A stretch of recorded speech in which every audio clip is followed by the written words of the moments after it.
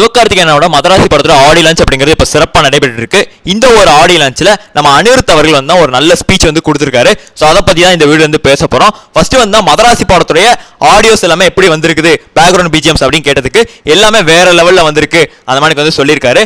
அது மட்டும் இல்லாம இவர்கிட்ட எந்த ஒரு மீடியால போனாலும் எந்த ஒரு பிரஸ் எல்லாருமே கேட்கிற ஒரே கேள்வி நம்ம விஜய் மாமாவோட லியோ படத்துல ஓஎஸ்டி எப்போ வரப்போகுதுன்னு.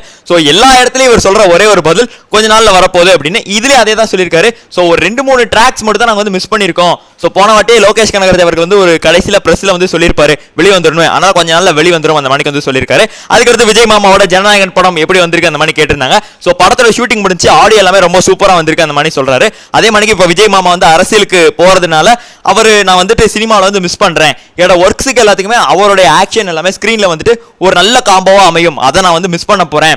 அவர் பேசும்போதே எனக்கு வந்து லிட்டரா அழுகையா இருந்தது, அதை அவர்கிட்டையும் வந்து போன் போட்டு சொன்னேன் அது மாதிரி வந்து சொல்லியிருக்காரு. விஜய் மாமாவை இவரு இல்ல நம்மளுமே மிஸ் பண்ண தான் செய்யறோம். ஸோ நடிச்சுக்கிட்டே இருந்திருக்கலாம், எதுக்கு தேவையில்லாத வேலை அப்படிதான் நமக்கு வந்து தோணுது.